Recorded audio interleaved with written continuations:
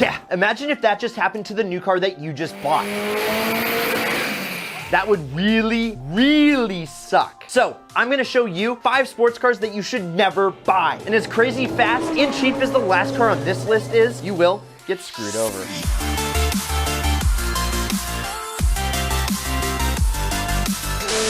Small German sports car for under 5K, paired with an impressive 250 horses. Sounds too good to be true, right? Well, you are very, very right. The Audi TT Mark I is one hell of a bargain that you don't want to buy. I mean, for starters, the TT was notoriously known for its life-threatening snap oversteer. So basically, this means that if you lifted off the throttle in the middle of a high-speed corner, you know what I'm saying? The car would willingly begin to slide out of control, making it very easy to wrap your life around a tree. Many TTs became a victim to this problem, causing a series of fatal accidents. And as a result, Audi recalled this model for suspension adjustment and added a bigger rear spoiler for better stability at these higher speeds. But this wasn't the only problem. Both the V6 and 4-cylinder model had premature timing chain failures, too many faulty electrical components, and yeah, you get it by now. This car sucked. And you know what else sucked? These 5 slow cars that people think are fast. Remember how the RX-7 revolutionized the world and showed everyone that rotary was king? Remember when Mazda discontinued the RX-7 and replaced it with the RX-8? Yeah, I do too. And everyone still hates Mazda for it. Do you?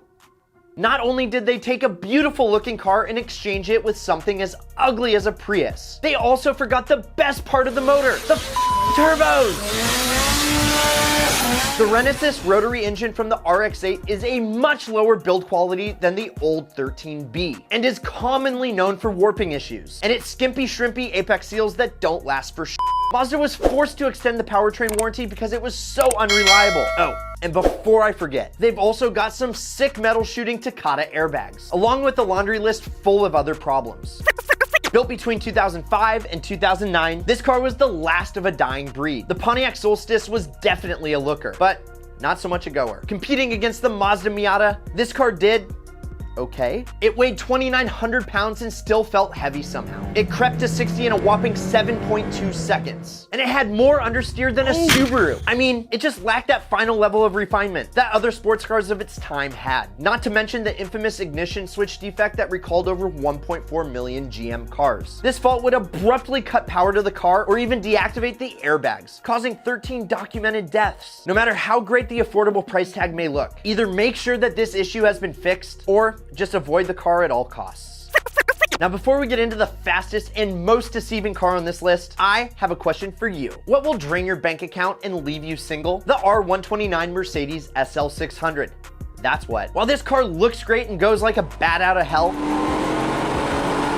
oh boy, are you in for one hell of a roller coaster when it comes to keeping the car in shape. The Kitten Slayer V12 pumps out an impressive 390 horsepower, rocketing this car from 0 to failure in only 5.8 seconds. Keeping this engine alive is a very, very expensive proposition. And with parts being hard to find, repairing this car is a total nightmare. I guess it's like they say, there's nothing as expensive as a cheap Mercedes.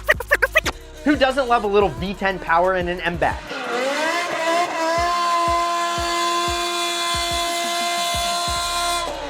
Sorry to break it to you, but buying an E60 M5 is practically financial suicide. The 500 horses that you get with this car acts more like a Band-Aid. A Band-Aid for all the credit cards that you'll be taking out to keep this thing on the road. I mean, don't get me wrong, this car looks phenomenal and drives like a champ when running right.